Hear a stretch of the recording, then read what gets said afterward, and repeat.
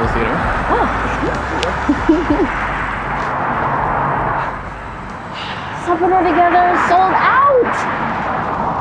It's only been out for a week, and the reviews are mediocre at best. At best, I was gonna say, okay. What? I mean, I guess we can watch, shoot 'em ups or superhero movies. Those sound better than a rom-com. Really? Why? I mean, you're surprised. Well, I want action. You want romance. Does that surprise you? We are not cliches, okay? Okay. Just say that. I just happen to like those kinds of movies a lot of the time, and I'm not used to people hating them. Why is that? I mean, it's like when someone says they hate your favorite band, and there's absolutely nothing wrong with them thinking that, but it feels wrong because it's always been so right. So rom-coms are your favorite kind of movie? Not my favorite. But in a way, I mean, there's always something really simple and true about many of them. Simple. True. Those are not words I would use to describe a movie like Separated Together. You've never even seen it. Anyone who has seen any rom-com has already seen that movie. That's a pretty pessimistic view on love stories. Or realistic. At least more so than Hollywood. Fair. But there happen to be some realistically romantic movies. People fall in love all the time. But not like in those movies. Those movies are like cinematic Novocaine. They show when love occurs, but don't show how it continues. Well, you can't have one without the other.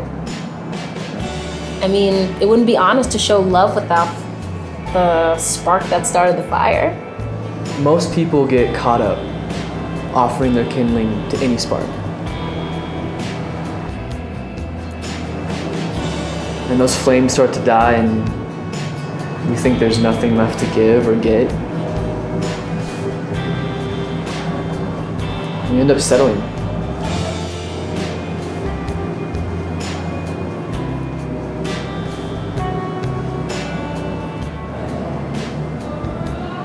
Those movies condition us to look for anything that we can find to start up love.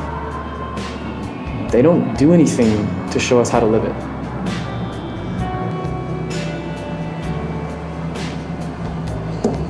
Guess it's a losing battle trying to argue with a writer.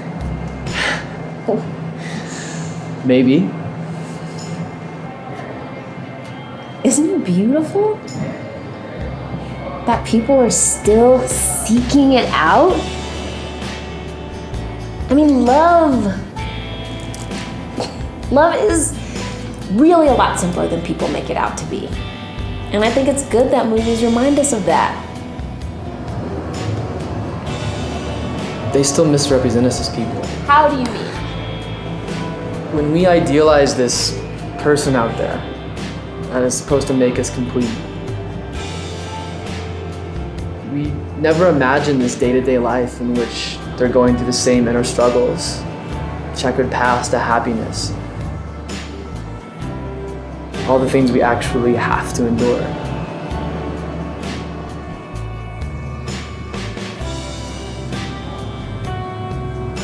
Yeah. But maybe the other person alleviates that uncertainty because you found what you were looking for.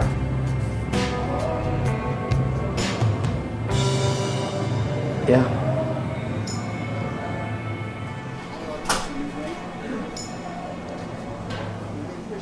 So, You guys go? Thank you. It's going to be separate or together? separate's fine. Yeah. Thank you. Yeah, no problem. Appreciate it. Thank you.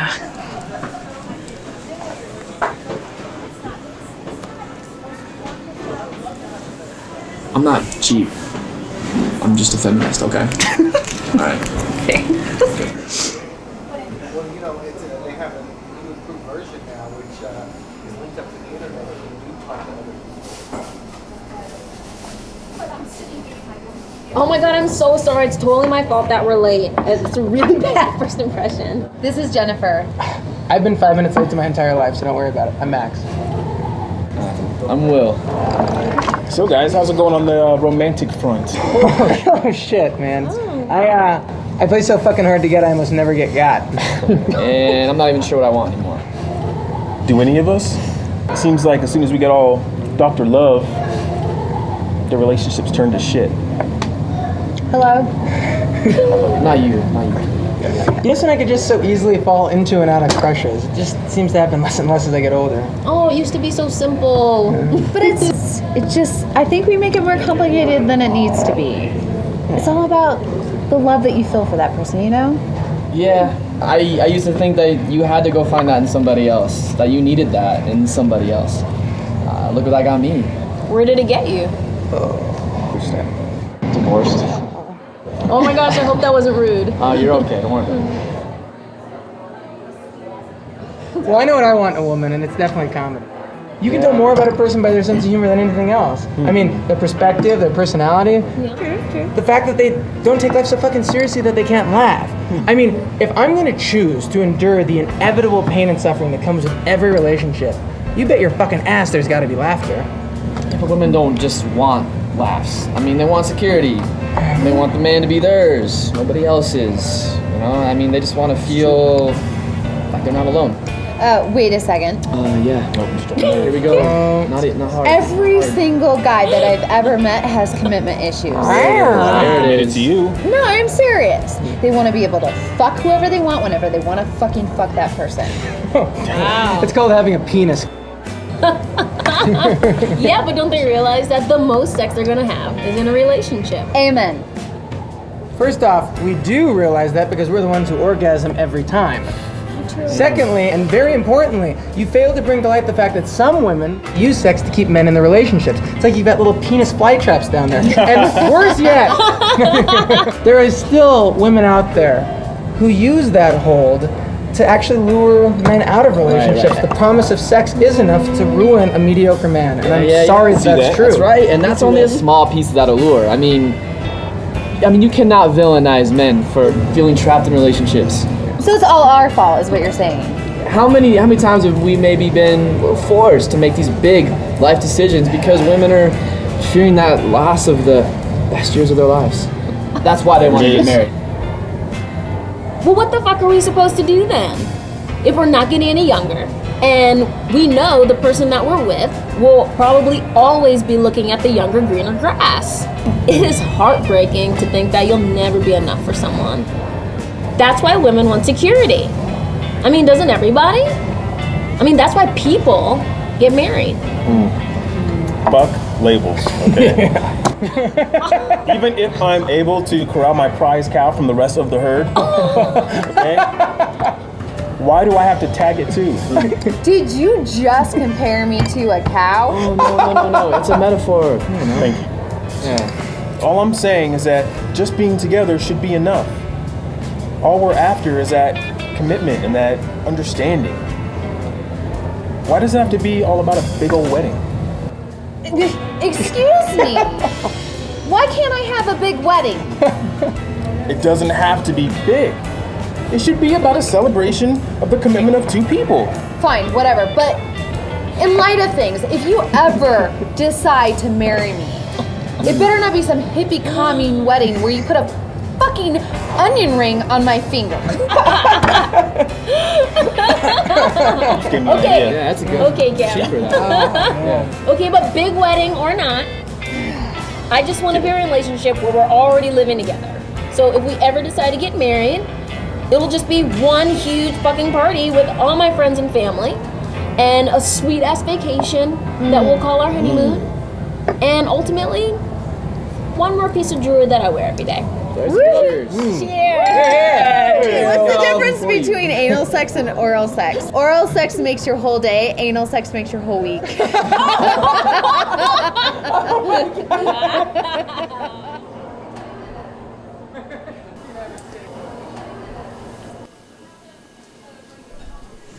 What is this?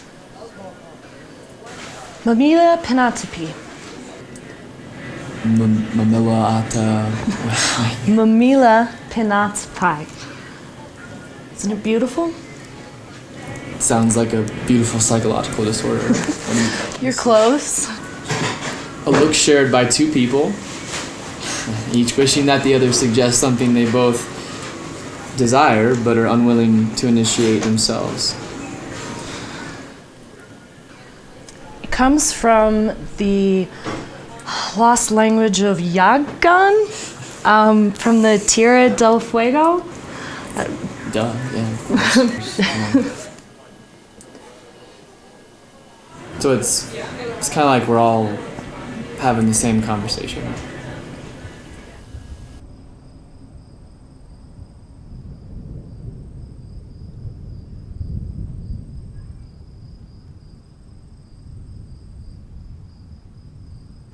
Well, I care about you, and you care about me, and we both cared about Walter.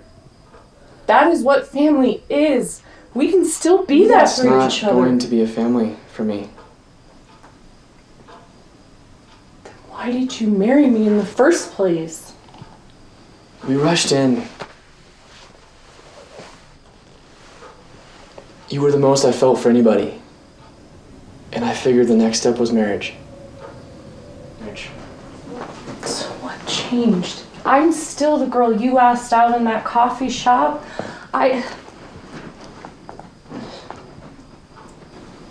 Did I change?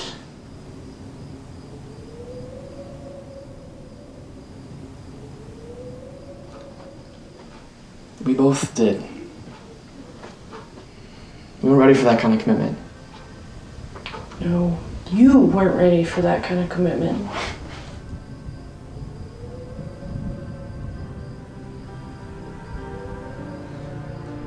You would rather turn around and walk away than stay and fix the problem. Because you hate that we need help. Your pride is bigger than our love. Pride. My pride? Needing us to be more is not prideful. When we got married, we stopped living. This again. I am your wife. I'm supposed to be your first Not my priority. only one. How many times did I bail on family and friends so we could sit in a room together and do nothing? So you could feel like I was yours and nobody else's. Sitting together in a room shouldn't be nothing to you. It just shows how desperately you need me for security. Security? I had a miscarriage. We had a miscarriage. I don't know if I'll ever feel secure again.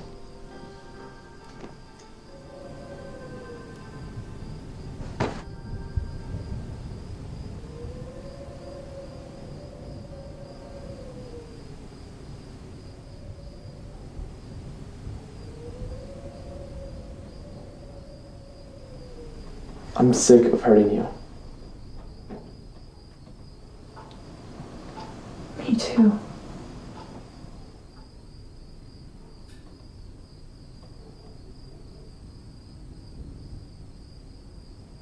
But Will, I don't have any more to give you.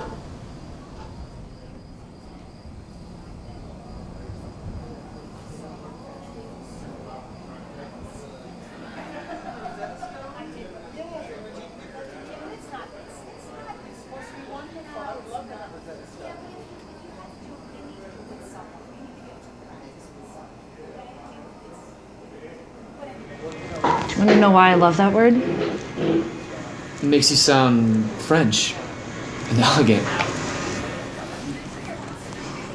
It proves that we are not alone.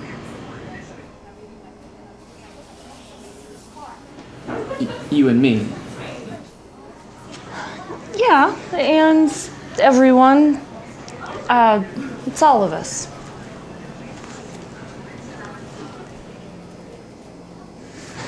Right.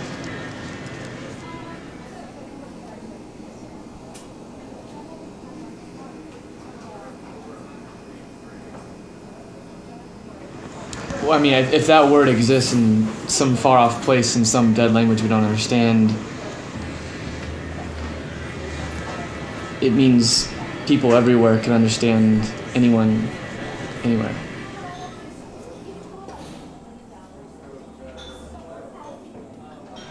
We just have to choose when. And how? And just because things aren't working out the way you expect them to doesn't mean they're not working out. I mean, ideally, there will only ever be one relationship in my entire life that doesn't end. If you want to think about it that way. And even that's doomed in a place where half of all marriages end in divorce.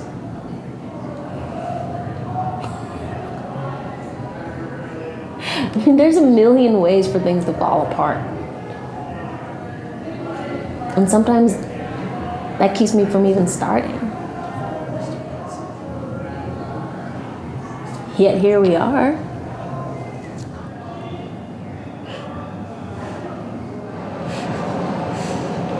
And there are still people everywhere trying to work it out. And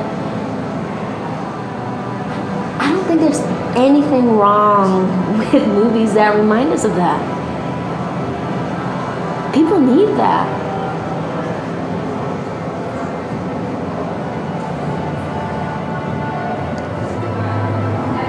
So,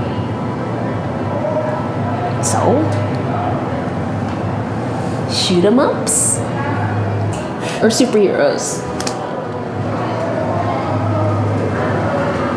let's make it 2 for the next available showing of Separate or Together.